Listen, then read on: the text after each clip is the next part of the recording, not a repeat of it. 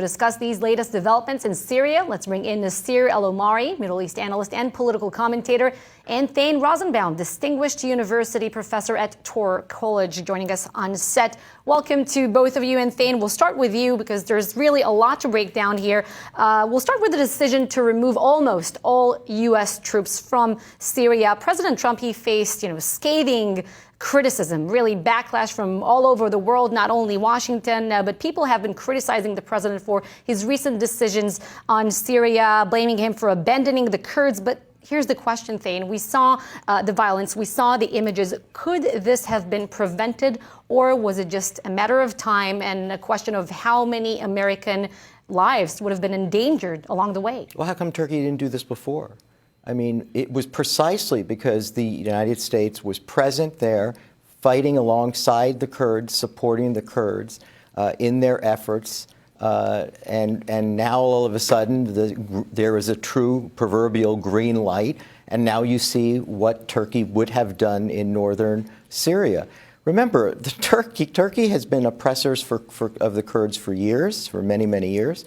Turkey is also the country that disavows the Armenian genocide. So I've never had any sympathy for Turkey. What you're seeing now, here they're taking civilian life in northern Syria, and the Kurds were our allies. The reality is their fighting of ISIS prevented American lives from being lost. And yes, I think it's a moral betrayal and a tactical betrayal. Nasir, let's bring you in. Well, we're hearing reports that President Erdogan, he's going deeper south into Syria than previously anticipated, and also that Assad's forces backing the Kurds now are going north and are now in the eastern part of Manbij. That's a flashpoint city in the conflict.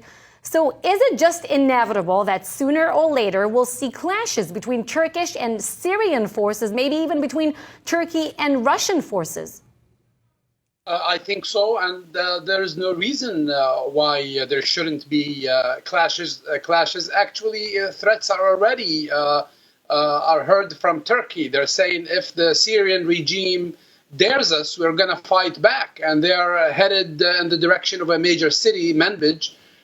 So this is really a huge and stunning debacle for the United States and for the region. It's going to destabilize the Kurdish areas, and it has the potential of full-fledged conflict between Turkey on the one hand and the Free Syrian Army and the Syrian military backed by Russia. So this is really a security problem too for the United States and the region.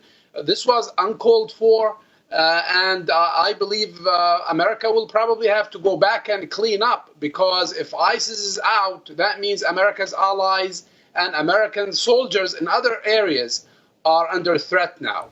But that's a question. It's a good point, Nasir. Do you think America will have to clean up? Is ISIS really a priority for someone in Syria right now and for the U.S.? Remember, we keep forgetting when ISIS emerged, it was President Obama who called them the JV team. And then shortly thereafter, he realized this is not the JV team. They moved throughout Syria, all throughout Iraq, quickly picking up towns, cities, beheading journalists. ISIS is a problem for the world. Yes, it's true. There is Islamic extremism all throughout the Middle East. A problem, but rather a priority? Well, ISIS becomes a priority the more it talks about imposing a caliphate around the world. This is their intention. They're bloodthirsty in every way possible. And it was always in the United States' interest to keep them in check, to have them removed from Raqqa.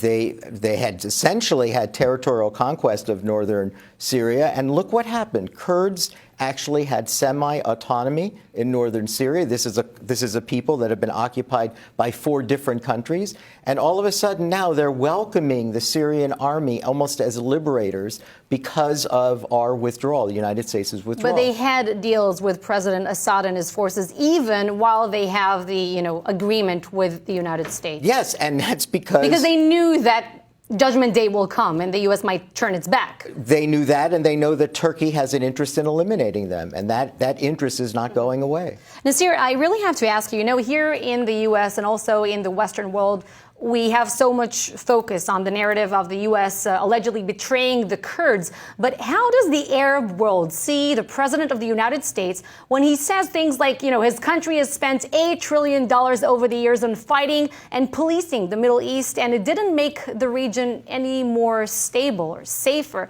How does the Arab world view it?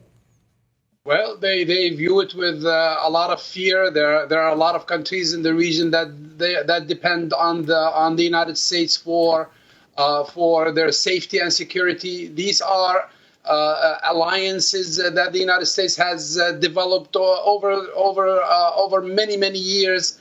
The success that the United States had in Syria with the Kurds, that was a good place to start to stabilize the rest of Syria. 5 years of hard work that America put into that region will go in vain and for nothing just because of this withdrawal. And the president could have gotten a whole lot from Russia and from Turkey if he just played this diplomatically and got something back for this sudden withdrawal. So this is not the end of the story. I believe that I'm afraid the U.S. will find itself one more time dealing with ISIS and dealing with probably a new war in the region. So this is really a very bad day for American diplomacy.